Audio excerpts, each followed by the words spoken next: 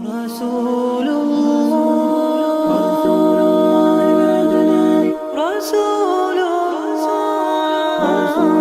الله أسألك يا ربي لقيا أسألك يا ربي لقيا عند الحوض يلاقينا ومع الصحب يروينا وللجنات أمانينا لا تخذلنا يا رب وللجنات أمانينا لا تخذلنا يا رب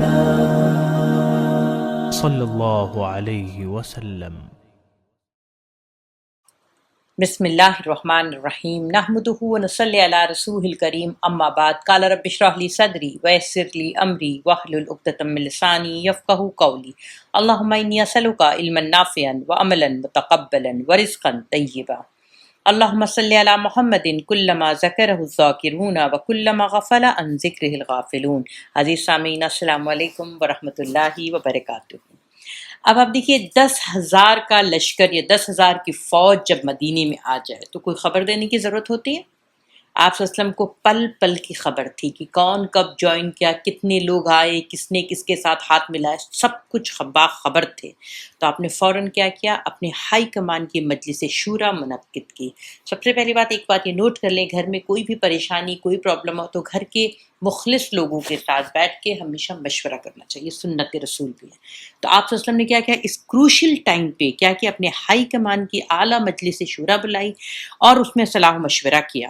اس صلاح و مشورہ میں سارے لوگ اپنے اپنے آئیڈیاز دے رہے تھے، وہ سارا تو میں آپ کو نہیں بتا سکتی ہوں، لیکن ایک آئیڈیا جو آپ صلی اللہ علیہ وسلم کو بہت پسند آیا، بلکہ وہ سارے عرب کو پسند آیا، اور وہ یونیک آئیڈیا تھا حضرت سلمان فارسی رضی اللہ تعالیٰ عنہ کا۔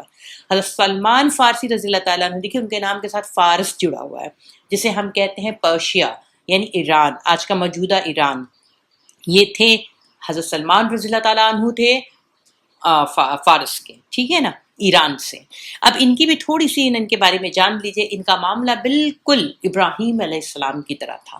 یہ بہت ایلیٹ فیملی کو، بہت اچھی خاندان کو یہ سے تعلق رکھتے تھے، اور ان کے جو والد تھے وہ بہت بڑے بولتے اگیاری کے جو فائر ٹیمپل تھا اس کے کیا تھے، وہ بہت بڑے ہے نا مہنت تھے۔ اور مہنت گیری میں کی وجہ سے کیا ہوتا تھا کہ آپ دیکھتے ہیں کہ آج بھی اور اس زمانے میں بھی وہ بادشاہ، عمرائے وقت اور تمام جو طاقتور لوگ ہوتے تھے، انسان طاقتور ترین انسان، وہ ایران میں، اور ایران آپ کو پتہ سپر پاور تھا، تو وہ کس کے آگے ہاتھ جوڑتے ہیں، کس کے آگے سر جھکاتے ہیں؟ ان کے فادر کے آگے، ان کے والد کے سامنے، جو کہ بہت بڑے مہنت تھے شاہی دربار کے، ٹھیک ہے۔ اب یہ بھی اسی طرح سے ایک عام طور سے ایرانی بہت ہی ان کی الگ پرسنالٹی ہوتی ہے، اللہ نے ان کو ایک الگ خوبصورتی سے نوازا ہوتا ہے، اور یہ ایک اچھے نوبل فیملی کو بلانگ کر رہے تھے، اس لیے آپ کہہ سکتے ہیں کہ ہر چیز کے معاملے میں اللہ نے ان کو نہایت شاندار دی تھی، لیکن ان کی سوچ اس سے زیادہ شاندار تھی۔ تو یہ راستے میں جب اپنے مہنت فادر کے ساتھ، والد کے ساتھ جب یہ جاتے تھے تو راستے میں ایک گرجا پڑتا تھا۔ اس زمانے میں جو مذہب تھا، جو دین تھا، وہ کیا تھا؟ عیسائیت تھا۔ تو اس گرجا میں وہ جو پادری تھا، جو فادر تھا، وہ کیا کرتا تھا؟ اللہ کی حمد اور کبریائی کو بہت اچھے انداز میں بیان کرتا اور اللہ کی خوب تعریف کرتا۔ تو وہ جو تعریف کرتا تو ان کو بہت اچھا لگتا، اس کا لہجہ بہت اچھا لگتا۔ تو وہ کیا کرتے تھے؟ چپکے چپکے ان سے ملنا شروع کیے۔ جب ان سے ملنا شروع کیے تو اس نے بتانا شروع کیا، پوچھنے لگے کہ آپ کس کی حمد کر رہے ہو؟ تو اس نے حق کو بتانا شروع کیا، یہ حق کو جاننا شروع کیے، اور ایک اللہ وحدہ لا شریک کا انٹروڈکشن ان کو پہلی بار ہوا۔ جب پہلی بار میں ہی وہ اپنا دل کیا کیے؟ اللہ پر ان کا دل ایک دم ٹھک گیا کہ ہاں یہ واقعی یہی میرا رب ہے، اور یہی ساری دنیا کا رب ہو سکتا ہے۔ اور وہ ان کی سٹوری آگے بڑھتی ہے کہ وہ جب جاتے تھے خوب ان سے جتنا علم حاصل کیا، اور اس کے بعد کہے کہ مجھے اور علم چاہیے، تو وہ پادری نے کیا کہا کہ تم سیریا چلے جاؤ، جو آج کا موجودہ سیریا ہے، یعنی جسے ہم شام کے نام سے جانتے تھے، وہاں پہ جاؤ، وہاں پہ ایک بہت اعلیٰ درجے کے جو ہیں آپ ان سے اپنی کیا کریے؟ علم کو حاصل کریے۔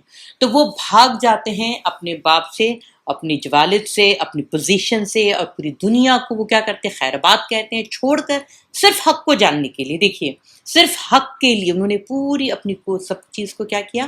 قربان کیے اور بھاگ کر پہنچے شام۔ وہاں پر گئے تو وہاں اس پادری نے ان کو پورا علم دیا، اور جب پورا علم دیا تو اس نے یہ بھی بات بتایا کہ ابھی تک جتنا علم تھا میرے پاس آ چکا ہے، لیکن جو میرا علم ہے وہ بتا رہا ہے کہ جہاں کھجوروں کا پیڑ ہوگا وہاں سے ایک آخری رسول کو آنا ہے، تو تم کوشش کرو کہ تم کھجوروں کی طرف جاؤ جہاں کھجوروں کی پیداوار ہوتی ہے۔ تو کھجور کہاں پیدا ہوتی ہے اب آپ دیکھیے، اس طرح سے یہ لوگ اس زمانے میں میپ پہ بات کرتے تھے۔ تو وہ جب مدینہ جانے کے لیے وہ نکلتے ہیں تو وہاں پر ایک قافلہ ان کا جس قافلے میں ہوتے ہیں وہ قافلہ ڈاکوؤں نے لوٹ لیا، یہ بھی اس قافلے میں شامل تھے، اور ان کو لے جا کر کہاں مدینہ میں ایک یہودی کے ہاتھ بیچ دیا۔ سبحان اللہ، دیکھیے لوگ کیا کرتے ہیں، پیاسا کنویں کے پاس جاتا ہے، لیکن یہاں پہ کیا ہے، کنواں پیاسے کے پاس ہے۔ یہ مقام ہے سلمان فارسی رضی اللہ تعالیٰ عنہ کا۔ یہ مدینہ پہنچتے ہیں، وہاں مدینہ جب پہنچتے ہیں تو وہ جو یہودی کے ہاتھ میں جب ہوتے ہیں یہ خدمت کر رہے ہوتے ہیں، کھجوروں کے اس میں کام کر رہے ہوتے ہیں، ان کو جب پتہ چلتا ہے کہ اللہ کے رسول صلی اللہ علیہ وسلم آئے۔ اب دیکھیے یہ بات ہوئی ہے کب، جب آپ صلی اللہ علیہ وسلم ہجرت کر کے مدینہ پہنچتے ہیں، تو یہ اپنے مالک سے کہتے ہیں کہ مجھے آج کی اجرت کچھ دیجیے، تو وہ کھجور لے کے جاتے ہیں اور آپ صلی اللہ علیہ وسلم کو کیا خدمت میں دیتے ہیں، کہتے ہیں یہ صدقہ ہے۔ تو آپ صلی اللہ علیہ وسلم مسکرا کے اس کو رکھ لیتے ہیں، اور کیا کہتے ہیں، اپنے تمام صحابہ کو دیتے تھے جو مسکین اور غریب جو بھی تھے جن کو ضرورت تھی، وہ سب کھانے لگے۔ آپ صلی اللہ علیہ وسلم نے کھایا نہیں، کیونکہ نبی اور رسول صدقہ نہیں کھاتے۔ پھر دوسرے دن پھر انہوں نے اپنا کام کیا اور اپنے مالک سے کہا کہ مجھے کچھ کھجور دے دیں، وہ کھجور دیے، تو وہ لے کر آئے اور آپ صلی اللہ علیہ وسلم کی خدمت میں اچھی بہترین کھجور لائی اور کہا کہ یہ کیا ہے، یہ تحفہ ہے۔ تو آپ صلی اللہ علیہ وسلم نے اس کو قبول کیا، تحفہ آپ کیا رسول جو ہے تحفے کو، یہ سنت رسول بھی کہ تحفہ لیا اور دیا جائے، تو آپ صلی اللہ علیہ وسلم نے اس کو قبول کیا اور آپ نے بسم اللہ کر کے ایک کھجور لی۔ جب آپ صلی اللہ علیہ وسلم نے کھجور لیے تو اب ان کی جتنی نشانی اس پادری نے بتائی تھی ساری دونوں پوری ہو گئی۔ اب تیسری یہ نشانی تھی کہ اس نے یہ بھی بتایا تھا کہ اس رسول کے، اس نبی کے پیچھے جو ہے ان کی شولڈر بلیڈ پہ، یعنی جو پیچھے کندھے پہ ایک ختم نبوت ہوگی، ختم کہتے ہیں مہر کو، تو ختم نبوت ہوگی، تو ان کو وہ چیک کرنا تھا۔ اب وہ پیچھے گھوم رہے ہیں، کسی کو کچھ نہیں پتا کہ کیا کر رہے ہیں، لیکن اللہ کے رسول کو پتا ہوتا ہے، تو وہ اپنا کرتا جو ہوتا ہے نا، شرٹ، اس کو پیچھے کر دیتے ہیں ایسے۔ تو دیکھیں آپ اپنی آگے سے پیچھے کرتی ہے تو کندھا تھوڑا سا کھل جاتا ہے، اور اس طرح سے کھولا کہ وہ ختم نبوت کو دیکھ لیں، اور وہ دیکھ لیتے ہیں۔ جیسے ہی دیکھتے ہیں وہاں سے گھوم کر آتے ہیں، ہاتھ پہ بوسہ دیتے ہیں اور کلمہ طیبہ پڑھتے ہیں۔ آپ صلی اللہ علیہ وسلم بہت خوش ہوتے ہیں ان کو دیکھ کے، ان کی پوری سٹوری بتاتے ہیں یہ، تو یہ کہتے ہیں کہ نا ان کو آزاد کرانا تھا، تو آپ صلی اللہ علیہ وسلم کہتے ہیں ان کی آزادی کی کیا قیمت، اب یہودی جان گیا کہ یہ دونوں کا کیا گٹھ بندھن ہو گیا، اب اس نے تھوڑی آزاد کر دینا تھا، تو اس نے ایسی کنڈیشن لگاتا ہے، کہتا ہے کہ مجھے 100 درخت ایسے دے دو جو کھجور مطلب پیداوار ہونے لگ جائے، اور ایسے 100 درخت جب پیداوار میں دیکھوں گا اس کی تب میں تمہیں آزاد کر دوں گا۔ یعنی آج اگر آپ لگائیں تو 5-6 سال سے پہلے تو پیداوار ہونی نہیں ہے، تو یعنی 6-7 سال کے لیے تو آپ بھول ہی جائیے۔ تو آپ صلی اللہ علیہ وسلم نے اب یہ مایوس ہو گیا، اللہ کے رسول اب میری تو آزادی بس ایسی ہی ہے، اور وہ چاہتے تھے کہ اللہ کے رسول کی خدمت میں مطلب ظاہر سی بات ہے یہ دین کو جانیں اور علم حاصل کریں، تو وہ کہتے ہیں کہ تم جب کھجوروں کا سیزن ہوگا لگانے کا تو مجھے بلانا۔ تو اللہ کے رسول صلی اللہ علیہ وسلم خود اپنے ہاتھ سے 100 کھجور کا درخت لگاتے ہیں، وہ نیکسٹ ایئر وہ اتنا جلدی بڑا ہو جاتا ہے اور وہ اس میں پھل بھی لگتے ہیں، اور وہ یہودی کو سارا پتہ ہوتا ہے کہ یہ رسول ہیں، یہ کر سکتے ہیں، اور پھر وہ آزاد کرتا ہے۔ اور اللہ کے رسول صلی اللہ علیہ وسلم نے اپنی زبان سے کہا کہ سلمان جو ہے منی یعنی مجھ میں سے ہے، تو اس لیے ان کو اہل بیت میں سے بھی کہتے ہیں، ٹھیک ہے۔ تو یہ ہے حضرت سلمان فارسی، انہوں نے مشورہ دیا کہ اللہ کے رسول صلی اللہ علیہ وسلم ہمارے وہاں جب فارس میں جب کوئی بڑا دشمن، اور آپ کو پتہ ہے کہ رومن اور ایران میں لڑائی ہوتی رہتی تھی، ٹھیک ہے، تو یہ بولتے ہیں کہ نا ہمارے وہاں جب لڑائی ہوتی تھی تو ہم خندق کھود لیتے تھے، اور اس خندق کو اتنی گہری اور چوڑی کھودتے تھے کہ دشمن اس کو پار نہیں کر سکتا تھا، اور ہمارے اندر ہے نا ساری چیزیں ہوتی تھی اور ہمیں کوئی ضرورت نہیں ہوتی تھی باہر جانے کی، تو یوں ہم محفوظ رہتے تھے۔ تو اللہ کے رسول صلی اللہ علیہ وسلم نے اس بات کو بہت زیادہ پسند فرمایا، اور یہ بڑی باحکمت دفاعی تجویز تھی، اور اہل عرب اس سے واقف بھی نہیں تھے، تو اس لیے ہم کیا پلس پوائنٹ ہو گیا مسلمانوں کے ساتھ کہ اب وہ جو دشمن آ رہا تھا اسے تو یہ بالکل پتہ بھی نہیں یہ ایسی چیز ہو سکتی ہے۔ تو اللہ کے رسول صلی اللہ علیہ وسلم نے ہر 10 آدمی کو 40 ہاتھ خندق کھودنے کا کام سونپا، اور مسلمانوں نے پوری محنت اور دلجمی کے ساتھ خندق کھودنی شروع کری۔ اس لیے اس غزوے کا نام غزوہ احزاب بھی ہے جو قرآن میں سورہ ہے، اور اس کو جنگ خندق بھی کہتے ہیں، ٹھیک ہے۔ تو رسول اللہ صلی اللہ علیہ وسلم اس کام کی ترغیب بھی دیتے تھے اور عملاً اس میں شریک بھی ہوتے، اس لیے یہ نہیں کہہ دیا کہ آپ خندق کھودیں اور آپ صلی اللہ علیہ وسلم آرام سے بیٹھے ہوئے ہیں۔ آپ صلی اللہ علیہ وسلم خود بھی اتنی ہی خندق کھودتے تھے جتنے باقی ماندہ صحابی کھود رہے تھے، اور وہاں پہ تمام صحابہ کرام اور آپ صلی اللہ علیہ وسلم جو ہے اپنا حوصلہ بلند کرنے کے لیے کیا فرماتے ہیں کہ اللہم لا عیش الا العیش الآخرہ، اے اللہ زندگی تو بس آخرت کی زندگی ہے، بس مہاجرین اور انصار کو بخش دے۔ تو پہلا جب قافیہ یہ پڑھتے صحابہ اکرام تو اللہ کے رسول اس کو یوں ختم کرتے کہ بس تو مہاجرین و انصار کو بخش دے۔ ایک جگہ ہے کہ نا آپ کہتے کہ اے اللہ اگر تو نہ ہوتا تو ہم یہ دیکھیں صحابہ اکرام کہہ رہے ہیں اے اللہ اگر تو نہ ہوتا تو ہم ہدایت نہ پاتے، نہ صدقہ دیتے، نہ نماز پڑھتے، بس ہم پر سکینت نازل فرما، اور اگر ٹکراؤ ہو جائے تو ہمارے قدم ثابت رکھ۔ انہوں نے ہمارے خلاف لوگوں کو بھڑکایا ہے، اگر انہوں نے کوئی فتنہ چاہا تو ہم اسے ہرگز سر نہیں جھکائیں گے۔ تو یہ بول بول کے اچھی باتیں دعاؤں کے اسٹائل میں کر کے وہ کیا کرتے تھے، اپنا خندق کھودنے کا کام کرتے تھے۔ لیکن اس وقت خندق جب کھودی جا رہی تھی تو اس وقت مسلمانوں کی حالت بہت خراب تھی، 10,000 کا لشکر، اور اندر کے ابھی کھجور کا سیزن جو ہے وہ آیا نہیں تھا، بھوک بہت، اور اتنے ساری آرمی کو کھانا پہنچانا، اور وہاں پہ جو ہے کھیتوں میں کام ہو نہیں رہا ہے، کھجوروں میں کام ہو، باغات میں کام ہو نہیں رہا ہے، اور ساری فورس کہاں لگی ہوئی ہے، یہاں پہ آئی ہے فوج کی شکل میں ہے، اور یہاں پہ فوجیوں والا کام کر رہی ہے، تو وہاں سے کون کام کرے گا؟ تو آپ صلی اللہ علیہ وسلم کو نہ کچھ صحابیوں نے کیا کیا، اپنا پیٹ دکھایا، اور یہ دیکھیں یہ جنگ تو ہوئی نہیں تھی، جنگ خندق ہوئی نہیں تھی، لیکن کیا ہوئی تھی، یہ اعصاب کی جنگ تھی، یہ کس کا کتنا مضبوط فیت تھا اس کی جنگ تھی، اور کس کا آخری وقت تک اپنا عقیدہ جو ہلا نہیں تھا اس کی جنگ تھی، یہ صرف اور صرف اعصابی جنگ تھی۔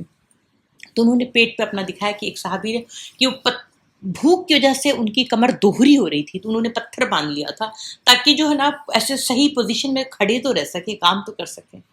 یہ ہم اور آپ سوچ بھی سکتے ہیں، ہم روزہ رکھتے ہیں، سوچیے آپ کبھی بھوک کو محسوس کیا ہے؟ یہ بھوک تھی۔ تو آپ صلی اللہ علیہ وسلم نے اپنا کرتا اٹھایا تو اس میں 2 پتھر بندھے ہوئے تھے۔ پھر آپ دیکھیے کہ اسی جنگ خندق کے دوران کئی ہے نا، جیسے اس کو معجزہ تو نہیں کہیں گے لیکن کرامات ہوئی، بہت ساری اللہ نے دکھائی۔ اس میں ہی دیکھا حضرت جابر بن عبداللہ رضی اللہ تعالیٰ عنہ نے نبی صلی اللہ علیہ وسلم کے اندر سخت بھوک اور اس کے آثار دیکھے تو ان سے رہا نہیں گیا، تو انہوں نے کیا کیا، حضرت جابر رضی اللہ تعالیٰ عنہ کے بارے میں یہ بھی جان لیجیے کہ انہوں نے ایک بڑی خاتون سے شادی کیا تھا، کیونکہ ان کے والد کا انتقال ہو گیا تھا، بہنیں چھوٹی تھیں، تو انہوں نے ایک بڑی خاتون کی عمر سے شادی کی تھی تاکہ ان کے گھر کو سنبھال سکے۔ تو وہ جاتے ہیں اپنی بیگم کے پاس اور وہ کہتے ہیں حضرت جابر رضی اللہ تعالیٰ عنہ کہ جو چھوٹی سی بکری ہے لیکن آپ کاٹ دیجئے کیونکہ اب جو ہے نا مجھ سے دیکھا نہیں جا رہا۔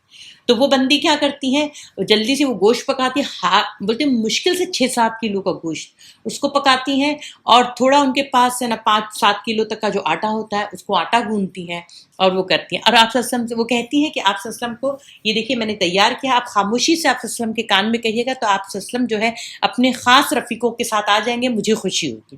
تو جب آپ وہ کہتے ہیں اور آپ صلی اللہ علیہ وسلم نے اس کو کیا کیا، مسکرا کے اس دعوت کو قبول کی، اور آپ نے کہا تمام لشکر میں اعلان کر دیا۔ اب حضرت جابر گھبراتے ہیں، اس چیز کا اندازہ ہم بھی کر سکتے ہیں کہ اگر مہمان بولا گیا ہو کہ 5 آنے والے ہیں اور 25 آ جائے تو پھر ہمارے ساتھ کیا ہوتا ہے ہم اندازہ کر سکتے ہیں، صحیح ہے۔ تو یہاں پہ اللہ کے رسول صلی اللہ علیہ وسلم نے پورے لشکر کو دعوت دی، اب 10-10 کر کے لوگ آ رہے ہیں کھانا ہے، تو یہاں پہ 10-10 کا ان لوگ کر رہے ہیں۔ تو آپ صلی اللہ علیہ وسلم نے صرف ایک کام کیا، حضرت جابر رضی اللہ عنہ کی بیوی سے کہا کہ آپ جب کھانا نکالنے سے پہلے آپ مجھے بلائیں، تو آپ صلی اللہ علیہ وسلم گئے اور اس میں آپ صلی اللہ علیہ وسلم نے بسم اللہ کر کے سالن میں وہ کیا اور دعا پڑھی اور اس میں آٹے کو ہاتھ لگا دیا، اور اس کے بعد آٹے کو ڈھک دیا اور اس کو ڈھک کے رکھا اور بولے کہ آپ اس میں سے نکالتی جائیں اور پکاتی جائیں۔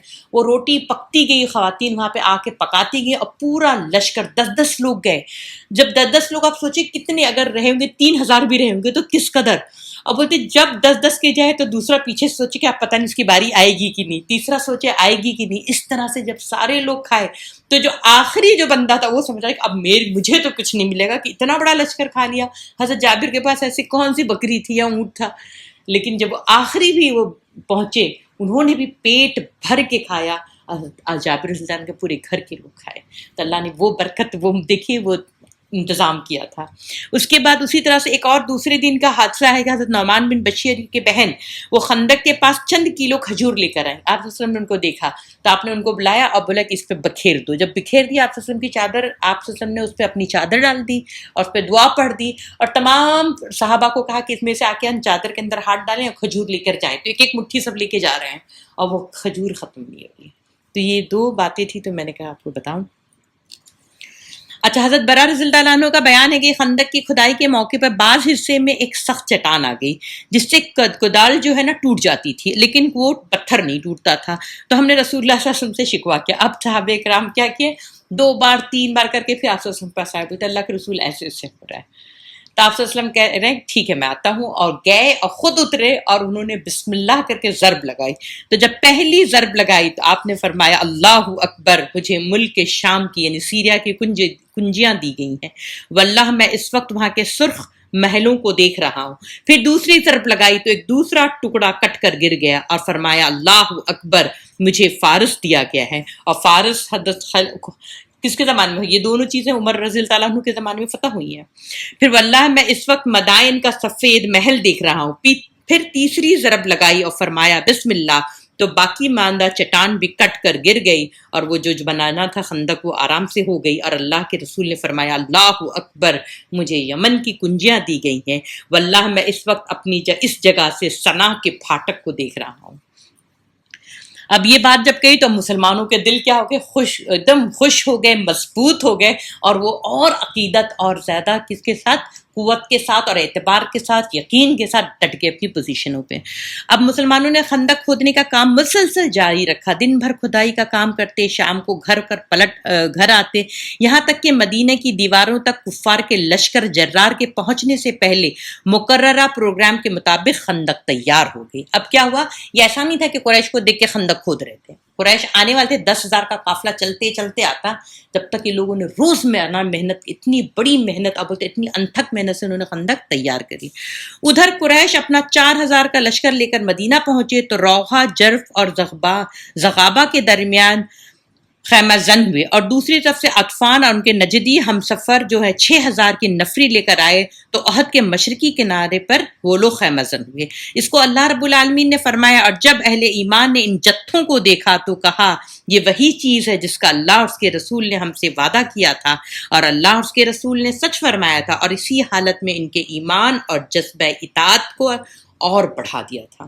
لیکن منافقین اور کمزور نفس لوگوں کی نظر اس لشکر پر پڑی تو ان کے دل دہل گئے، اور جب منافقین نے منہ کھولا تو کیا کہا، قرآن کہتا ہے جب منافقین اور لوگ جن کے دلوں میں بیماری تھی تو کہہ رہے تھے اللہ اور اس کے رسول نے ہم سے جو وعدہ کیا تھا وہ محض فریب تھا، نعوذ باللہ۔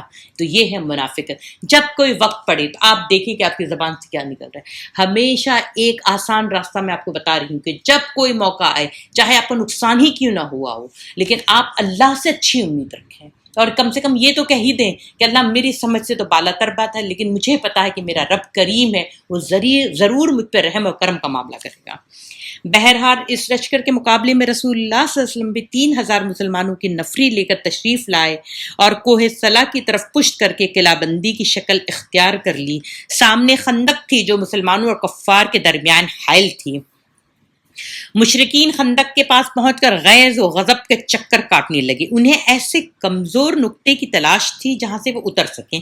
پہلے تو دیکھا تو ان کی سمجھ ہی نہیں آئی، اور ان کو سمجھ میں نہیں آئی کہ یہ کہاں سے آ گیا، تو یہ آئیڈیا ان کے پاس کہاں سے آیا، اور وہ بڑے پریشان ہو، اور وہ سوچ رہے تھے کہیں سے ایک چھوٹا سا بھی کچھ مل جائے تو جہاں سے ہم گزر کے کیا کریں، ان کو کچل کے رکھتے ہیں۔ ادھر مسلمان ان کی گردش پر پوری نظر رکھے ہوئے تھے اور ان پر تیر برساتے تھے تاکہ انہیں خندق کے قریب نہ آنے دے۔ ادھر قریش کے شہ سواروں کو گوارا نہ تھا کہ خندق کے پاس محاصرے کے نتیجے میں انتظار میں پڑے رہیں۔ تو اس طرح سے ایک بہت زبردست جو مشرک تھا، اس نے کیا، جن میں عمر بن عبدو، اکرمہ بن ابی جہل، یہ ابو جہل کا بیٹے تھے اکرمہ، یہ بعد میں صحابی ہوئے اور بہت بڑے کارنامے انجام دیے، تو فی الحال ابھی وہ قریش کے ساتھ ہیں، اور زرار بن خطاب وغیرہ تھے، اور ایک تنگ مقام سے خندق پار کر لی اور ان کے گھوڑے خندق اور صلا کے درمیان چکر کاٹنے لگے۔ ادھر حضرت علی چند مسلمانوں کے ہمراہ نکلے اور جسے مقام سے انہوں نے گھوڑے کودائے تھے اسے قبضہ میں لے کر ان کی واپسی کا راستہ بند کر دیا اس پہ ایک مارے گئے اور 2 بھاگ گئے، اس میں سے اکرمہ بھی تھے جنہوں نے اپنا ہتھیار بھی پھینک کر بھاگ گئے۔ مشرکین نے کسی دن خندق پار کرنے سے پاٹ کر راستہ بنانے کی بڑی زبردست کوشش کی، لیکن مسلمانوں نے اس تمام کوشش کو تیر برسا کر ختم کر دیتے تھے۔ اسی طرح سے کیا ہوا، کئی دن تک یہ بہت زوردار مقابلہ ہوتا تھا، اور ان کے کلیجے منہ کو آ جاتے تھے نا اللہ کے رسول صلی اللہ علیہ وسلم کی۔ دیکھیں نفری اتنی کم ہے، صرف 3000 اور یہاں پہ 10,000، اگر یہ پار کر لے تو ہوگا کیا؟ تو یہ لوگ ایک دم اس کو تیر اندازی کر کے ان کو روکے رہتے تھے، اور وہ ڈر جاتے تھے کہ ہمارے کیا خالی خامخواہ میں جانی جائیں گی، تو وہ پیچھے ہٹ جاتے تھے۔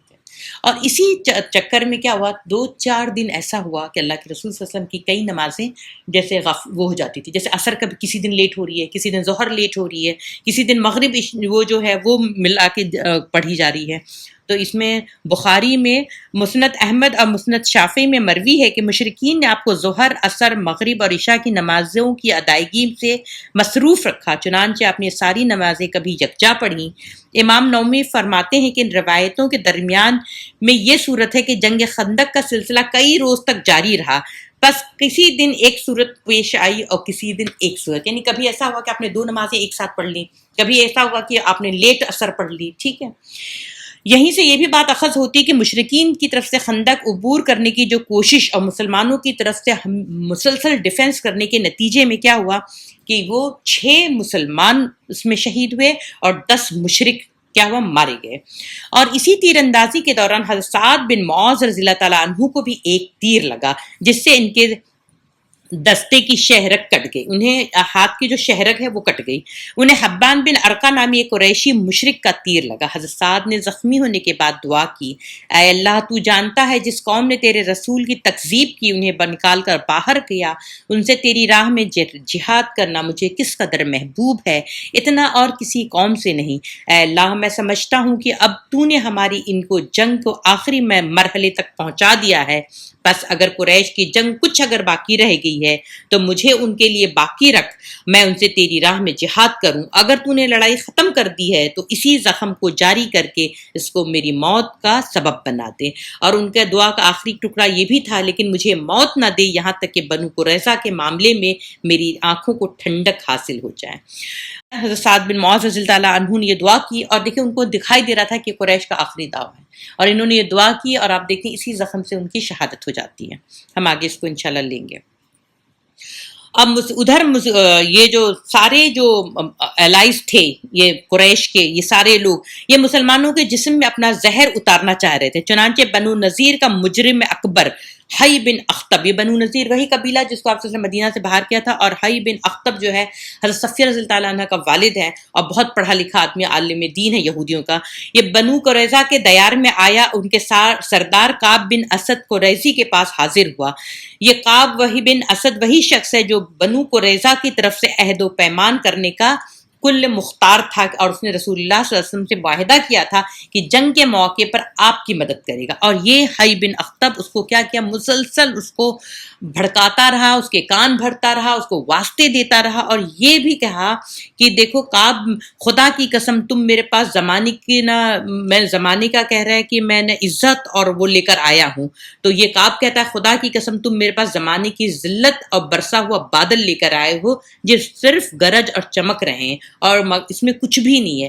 مگر یہ جو تھا اس نے حی بن اخطب نے اس کا پیچھا نہیں چھوڑا، اس کو جب قائل کر کے ہی چھوڑا، اور پھر یہ بنو قریظہ کا سردار جو کعب بن اسد تھا، اس نے کیا کیا، غداری کرنے کا فیصلہ کیا۔ چنانچہ قریظہ رسول اللہ صلی اللہ علیہ وسلم نے کیا ہوا عہد و پیمان توڑ کر آپ صلی اللہ علیہ وسلم سے کیا ہو گئے، برسر پیکار ہو گئے، اور اللہ کے رسول کے درمیان جو بھی کوئی معاہدہ اس کو ختم کر دیا۔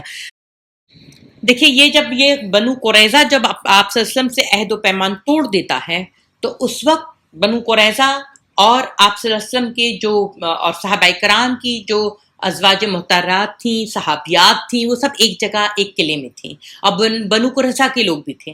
اب یہ غداری کر دیتے ہیں، آپ صلی اللہ علیہ وسلم اور تمام فوج اور اسلامی فوج اور مرد جو ہیں وہ کہاں پہ ہیں، وہ ڈیفنس کے لیے باہر ہے، خندق کے پاس ہیں۔ تو یہاں سے اگر بنو قریظہ آپ صلی اللہ علیہ وسلم کے اہل و عیال پہ کوئی اٹیک کریں تو آپ صلی اللہ علیہ وسلم اور ان کے فوجی کیا کر سکتے ہیں؟ یا وہاں سنبھالے یہاں، تو دونوں چکی کے دو پارٹ کے بیچ میں کیا ہوا، یہ پھنس چکے تھے.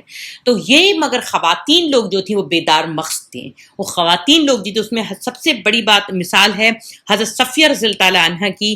حضرت صفیہ رضی اللہ تعالیٰ عنہ جو آپ صلی اللہ علیہ وسلم کی پھوپھی بھی تھیں، وہ دیکھتی وہ چکر مستقل لگا رہی تھی، ڈیوٹی دے رہی تھیں. اور حسان بن ثابت رضی اللہ تعالیٰ عنہ ایک شاعر تھے. تو اللہ کے رسول صلی اللہ علیہ وسلم نے 2-3 مردوں کو جو جیسے کمزور بھی تھے، اور حسان ان میں سے ایک تھے کہ وہ تو عمر میں ان کی اچھی تھی، ینگ تھے، مگر وہ شاعرانہ مزاج رکھتے تھے اور شاعر تھے بھی، تو وہ جنگ نہیں کرتے تھے. تو اللہ کے رسول نے ان کو رکھ دیا تھا کہ چلو عورتوں اور بچوں کو جو بھی ضرورت ہوگی پورا کریں گے.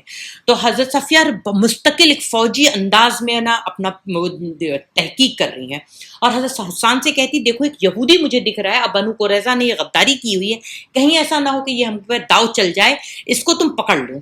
تو وہ حسان رضی اللہ عنہ کہتے ہیں کہ آپ کیسی بات کرتی ہیں، اگر میرے اندر یہ سب جوہر ہوتے تو میں آج فوج کے ساتھ ہوتا. تو حضرت صفیہ ان کو بڑی غصیلی نظر سے دیکھتی ہیں اور ایک لاٹھی اٹھاتی ہیں اور پیچھے سے گھوم کے آ کے اس کے سر پہ بہت زور کا وار کرتی ہیں، جس سے وہ یہودی جو ہے وہ گر پڑتا ہے. اور اب بولتے ہیں جلدی جلدی 2-3 جھٹکے ان کے سر پہ مارتی ہیں، اس کا کام تمام کر دیتی ہیں. اور حضرت حسان سے کہتی ہیں کہ اچھا ٹھیک ہے، اب آپ ان کا سر کاٹ لیجئے اور اس کو اٹھا کے بنو قریظہ کی گڑھی میں پھینک دیجئے، تاکہ میسج جائے کہ یہاں پر بھی بہت زیادہ کون لوگ ہیں، فوجی انداز کے لوگ بیٹھے ہوئے ہیں، تو تم ہمیں نہ ترنے والا نہ سمجھ لینا. تو حسان رضی اللہ تعالیٰ عنہ پھر وہی بات کہتے ہیں اپنی شاعرانہ انداز میں. تو حضرت صفیہ جو ہے کہتی کہ یہ مرد ہے تو میں نہیں نکال سکتا، تو اس لیے انہوں نے بڑی مشکل سے اس کی گردن کاٹ کے اس کو پھینکوائی. اور پھر حضرت حسان رضی اللہ تعالیٰ عنہ جو ہے، دیکھیے ان کے بارے میں ایک بات آپ جان لیجئے کہ آپ صلی اللہ علیہ وسلم کی دربار کے وہ شاعر تھے. جب وہ شاعر اپنی کرتے تھے، اشعار پڑھتے تھے، دشمنوں کے ہجو کرتے تھے، تو آپ صلی اللہ علیہ وسلم بہت خوش ہوتے تھے. اور یہ فرمایا آپ صلی اللہ علیہ وسلم نے کہ حسان تمہارے اشعار تیروں سے زیادہ تیز لگتے ہیں دشمنوں کے دل پہ. تو آپ نے اس کو بہت پسند بھی فرمایا. میں اس لیے بتا دی ہوں کہ حضرت حسان رضی اللہ عنہ کو دیکھ کے مجھے ہمیشہ علامہ محمد اقبال یاد آتے ہیں. اللہ رب العالمین نے ان کو دیکھے حضرت حسان کو دربار نبوت کا شاعر بنایا تھا، اور علامہ اقبال اسلام کے شاعر ہیں. جب اس زمانے میں اسلام کے بولتے نا ایک ماتم پڑا ہوا تھا، کہیں سے کوئی اسلامک اسکالرشپ نہ بات نہیں کر رہی تھی اسلامک ریوائول کی، علامہ اقبال وہ اسلام کا ہدی خواں ہے جس نے پہلی بلند بانگ آواز میں نکالی کہ اسلام ہی آنا ہے اور اسلام ہی سلوشن ہے انسانیت کا. اپنے شاعری انداز میں انہوں نے کہا، اور کس طرح سے مسلمانوں کے دلوں کو گرمایا، کس طرح سے بتایا کہ قرآن ایک ایسا نسخہ ہے، ایک ایسا ہتھیار آپ کے پاس جس سے آپ کو کوئی اور ہتھیار کی اور کسی اور چیز کی ضرورت نہیں ہے. تو بہرحال یہاں پہ یہ بات تھی. تو یہاں پہ نا حضرت صفیہ رضی اللہ عنہ جو ہیں اور باقی تمام صحابیہ ایک دم چوکنی رہتی ہیں. وہ دن میں بھی اپنا کام کرتی ہیں اور رات میں بھی چوکس ہو کے ڈیوٹی دے رہی تھیں. اب دیکھیں یہود کی عہد شکنی کی خبر جب رسول اللہ صلی اللہ علیہ وسلم کو معلوم ہوتی ہے تو آپ نے فوراً اس کی تحقیق کی توجہ فرمائی، اور بنو قریظہ کا موقوف واضح ہونے کی اس میں جو ہے اس کو پتہ لگانے کے لیے آپ نے کیا. تو آپ صلی اللہ علیہ وسلم نے کیا کیا کہ آپ صلی اللہ علیہ وسلم نے ایک صحابی تھے عبداللہ بن رواحہ اور خوات بن جبیر رضی اللہ عنہم کو روانہ کیا اور ہدایت کی، جاؤ دیکھو بنو قریظہ کے بارے میں جو کچھ معلوم ہو، اگر وہ واقعی صحیح ہے یا نہیں، اگر صحیح ہے تو واپس آ کر صرف مجھے بتا دینا. یعنی اگر پتہ چل جائے کہ غداری کر رہے تو صرف مجھے بتانا، اور اگر معلوم پڑے کہ وہ لوگ نے معاہدے کے اوپر ہیں تو صرف زور سے سب کے سامنے بتانا. یہ دیکھیے کتنی بڑی حکمت تھی کہ اگر وہ لوگ باغی ہو گئے تو صرف مجھے آ کے کہنا تاکہ ان کا دل چھوٹا نہ ہو تمام سے. تو یہ صحابے لوگ اب واپس آتے ہیں اور انہوں نے بتایا کہ وہ لوگ تو باقاعدہ غداری پر اترے ہوئے ہیں. یہاں پہ اللہ رب العالمین جو ہے پھر یہ دیکھیے ایک آیت ہے کہ جب نگاہیں کج ہو گئی ہیں، دل حلق میں آ گیا اور تم لوگ اللہ کے ساتھ طرح طرح کے گمان کرنے لگے، اس وقت مومنوں کی آزمائش کی گئی اور انہیں شدت سے جھنجھوڑ دیا گیا. اس آزمائش کو اللہ خود کہتا ہے کہ بہت شدت سے ان کو آزمایا گیا. دیکھیے ہم اور آپ کو نہیں ایسی آزمائش ہے، آپ بہت زیادہ نہ اپنے اسلام کو اپنے ایمان کو پکڑ کے رکھیں. اللہ خود کہہ رہا ہے کہ اس وقت مومنوں کی سخت آزمائش کی گئی. سبحان اللہ، اس وقت وہ لوگ ڈٹے رہے. پھر بعد میں پتہ چلا کہ وہ بالکل صحیح بات ہے. تو اب آپ صلی اللہ علیہ وسلم کا دل جو ہے بہت وہ ہو رہا تھا، آپ مسلسل دعا کر رہے تھے. اتنے میں کیا ہوتا ہے، آپ چت لیٹے ہوئے تھے اور آپ کے نا آپ کو ایک خواب آتا، آپ اللہ اکبر کہہ کر اٹھتے ہیں اور فرمایا مسلمانوں اللہ کی مدد اور فتح کی خوشخبری سن لو. اس کے بعد آپ نے جو بھی حالات آئے اس کو نمٹنے کا پروگرام بنا لیا. اسی پروگرام کے ایک جز کے طور سے مدینہ کی نگرانی کے لیے فوج کا ایک حصہ روانہ فرماتے رہے تاکہ مسلمانوں کو غافل دیکھ کر یہود کی طرف سے عورتوں اور بچوں پر اچانک کوئی حملہ نہ ہو جائے. لیکن اس موقع پر ایک فیصلہ کن اقدام کی ضرورت تھی جس کے ذریعے سے دشمن کے مختلف گروہوں میں ایک دوسرے سے بے تعلق کر دیا جائے. اس مقصد کے لیے آپ نے سوچا کہ بنو اطفان کے ان دونوں سرداروں جو مدینہ تک ایک تہائی پیداوار پر مصالحت کر لیں. یعنی آپ صلی اللہ علیہ وسلم نے سوچا کہ بنو اطفان کے جو دونوں سردار ہیں ان سے ہم یہ معاہدہ کر لیتے ہیں کہ آپ مدینے کی آدھی پیداوار ہوگی آپ ان کو لے لیجئے، اس کے بدلے میں آج کیا کریں، جنگ میں ہمارا ساتھ دیجئے. تو جب یہ بات آئی تو آپ صلی اللہ علیہ وسلم نے پہلی بات تو یہ کیا کیا، پھر سے مشورہ کیے.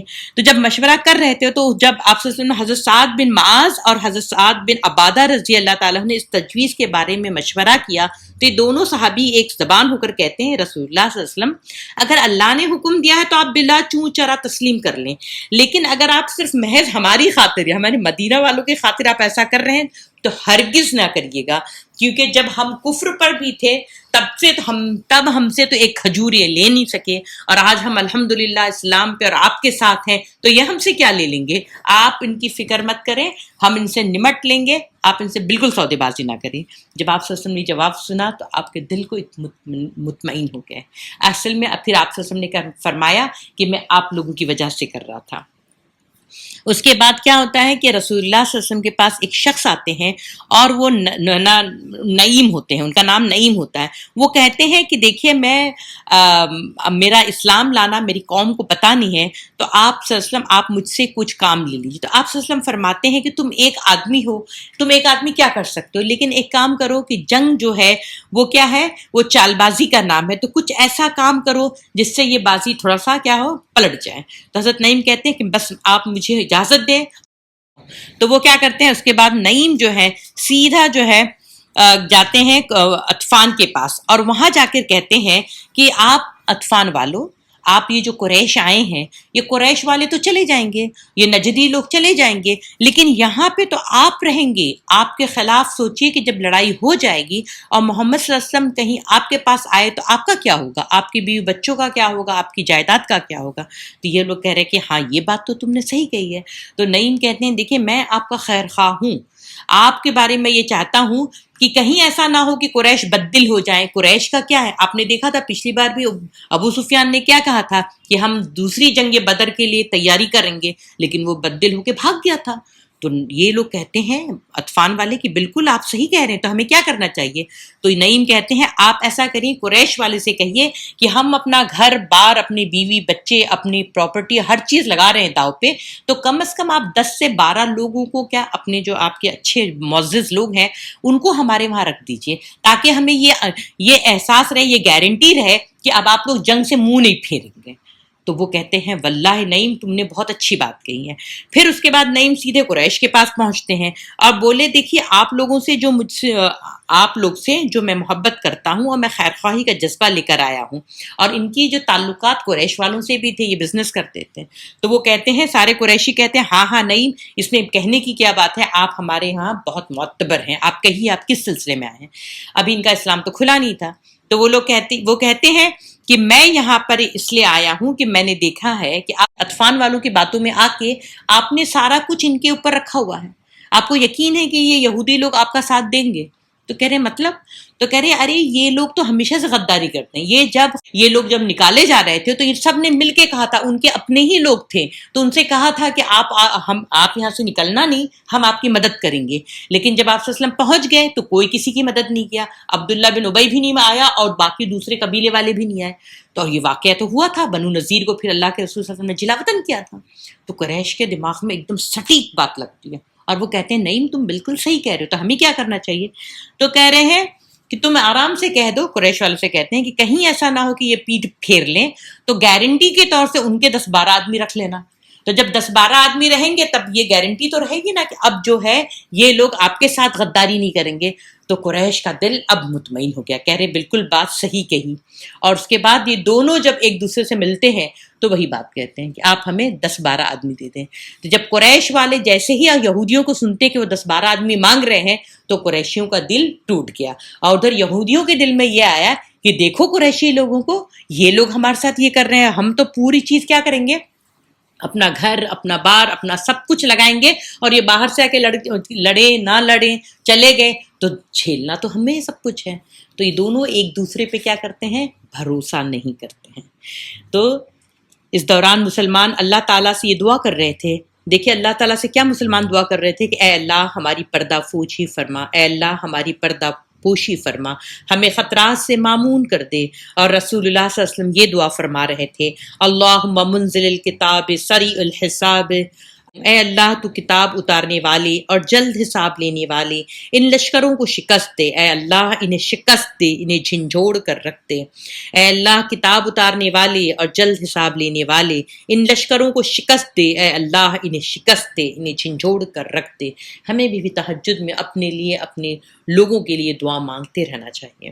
بالآخر اللہ نے اپنے رسول اور مسلمانوں کی دعائیں سن لی، چنانچہ مشرکین کی صفوں میں پھوٹ پڑ جانے اور بدلی اور پست ہمتی سرایت کر جانے کے بعد اللہ نے ان پر تیز ہوا کا طوفان بھیج دیا، جس سے ان کے خیمے اکھڑ گئے اور ہانڈیاں الٹ گئیں اور تنابوں کی کھوٹیاں اکھڑ گئیں اور کسی چیز کو قرار نہ رہا اور جانور آپس میں ایک دوسرے پر پل پڑے.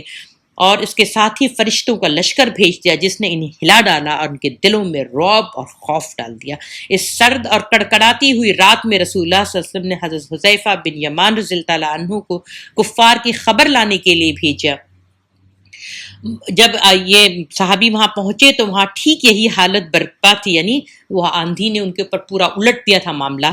تو وہ یہ ساری خبر لے کر آپ صلی اللہ علیہ وسلم کے پاس آئے اور انہیں اطلاع دی. چنانچہ رسول اللہ صلی اللہ علیہ وسلم نے صبح کے دیکھا تو میدان صاف ہے، اللہ نے دشمن کو کسی غیر کے مطلب کسی چیز کے حصول کیے بغیر اس کے غیظ و غضب سمیت واپس کر دیا.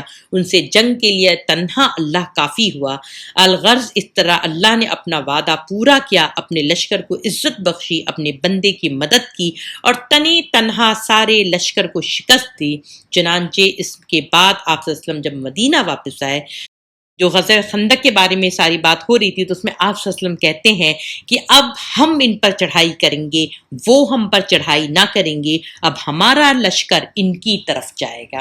اللہ کے رسول صلی اللہ علیہ وسلم کیا خوشخبری سنا رہے ہیں اپنے صحابہ کو کہ اب ہم ان پر چڑھائی کریں گے، وہ ہم پر چڑھائی نہ کریں گے، اب ہمارا لشکر ان کی طرف جائے گا. اب کل ہم دیکھیں گے غزوہ بنو قریظہ جنہوں نے غداری کی تھی ان کے ساتھ کیا معاملہ ہوتا ہے. بنے رہیے، جڑے رہیے، اس بات کو خوب شیئر کریے، لائک کریے اور اپنے کامنٹس لکھیے کہ آپ کچھ اور بھی چاہتے ہوں تو ضرور بتائیے گا. اور میں سامعین سے یہ بات کی گزارش کرنا چاہتی ہوں کہ آپ لوگ کو جو نشید ساتھ میں شروع میں چل رہی تھی اس کا ہم نے اردو ترجمہ، اردو اور انگریزی ترجمہ بھی دیا ہوا، تو آپ اس کو دیکھیں گے تو وہ نشید خود بھی اپنے آپ میں بہت ہی خوبصورت اور جامع دعا ہے. دعاؤں میں یاد رکھیے. جزاک اللہ خیر. شکراً.